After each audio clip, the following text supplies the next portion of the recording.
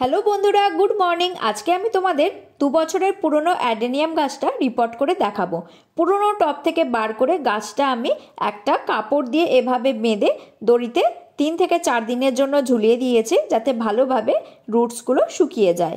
এবার গাছটায় যত ছোট ছোট সরু রুটস আছে ওপরের দিকে, সেগুলো কেটে বাদ দিয়ে দিচ্ছি। সাবধানে কাটছি যাতে গোড়াটায় কোনো রকম গর্ত না হয়ে যায়, আর একদম নিচের দিকের কিছু রুটস রেখে দিচ্ছি। এবার আমি সাফ ফাঞ্জিসাইড নিয়ে নিয়েছি। তোমরা যে কোনো ফাঞ্জিসাইড ইউজ করতে পারো। অল্প পরিমাণ সাফ পাউডার নিয়ে জল দিয়ে ভালো করে গুলে নিচ্ছি। আমারটা একটু বেশি পাতলা হয়ে গেছিলো, তোমরা একটু ঘন করে গুলো, তাহলে গাছটায় লাগাতে সুবিধা হবে। এতদিন গাছটা যতটা অংশ মাটির নিচে ছিল ততটা অংশে আমি খুব ভালোভাবে এই লিকুইডটা লাগিয়ে দিচ্ছি ব্রাশে করে, আর তাতে কোনো রকম ফাঙ্গাসের অ্যাটাক গাছে হবে না। মাটিতে যখন আমি গাছটা বসাবো তখনও কিন্তু গাছটা সুস্থ থাকবে। জল দেওয়ার পরেও ফাঙ্গাসের অ্যাটাক কিন্তু এখানে হবে না। আমি মাটিটা কিভাবে তৈরি করেছি সেটা বলে দিচ্ছি। মাটি, বালি, ভার্মিকম্পোস্ট, হাড় গুঁড়ো, শিংকুচি আর সুপার ফসফেট দিয়ে ভালো করে মাটিটা মিশিয়ে নিয়ে 7 থেকে 8 দিন মতো এই টবেই রেখে দিয়েছিলাম।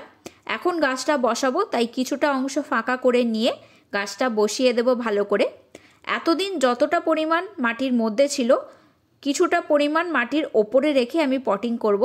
অ্যাডেনিয়াম গাছ যতবারই রিপোর্ট করা হয়, যতটা মাটির নিচে থাকে 2 থেকে 3 ইঞ্চি মতো তুলে তারপর বসাতে হয়, তাহলে গোড়ার শেপটা আস্তে আস্তে খুব ভালো হয়, মোটা হয়, দেখতেও সুন্দর লাগে। এই গাছটা আমার মাটিতেই বসানো ছিল। জানি অ্যাডেনিয়াম গাছ সিন্ডারে খুব ভালো হয়, কিন্তু আমার কাছে এখন একদমই সিন্ডার নেই, আবার কিনতে যেতে হবে। কিন্তু এটা সঙ্গে সঙ্গে রিপোর্ট করতেই হতো, তাই জন্য যে মাটিতে ছিল তার মধ্যেই আমি আরও বেশি করে ভার্মিকম্পোস্ট, হাড় গুঁড়ো, শিংকুচি দিয়ে মাটিটা তৈরি করে রেখেছি, সেটাতেই আমি এই গাছটাকে আবার বসিয়ে দেব। এটা 6 ইঞ্চির একটা মাটির টবে আমি বসাচ্ছি। ড্রেনেজ সিস্টেম কিন্তু খুবই ভালো, টবটায় একদমই জল জমে না, টানা বৃষ্টি পড়লেও কিন্তু কোনো অসুবিধা হয় না। সেটা কিন্তু খেয়াল রাখবে। যেহেতু অ্যাডেনিয়াম গাছে খুব বেশি জল লাগে না, রোজ জল দিতেও দরকার হয় না, আমি মোটামুটি 3 থেকে 4 দিন পর পর জল দিই, তাতেই গাছগুলো খুব ভালো থাকে। তাই জন্য মাটিতে জল জমলে কিন্তু অসুবিধা হবে, এটা সবসময় তোমরা খেয়াল রাখবে।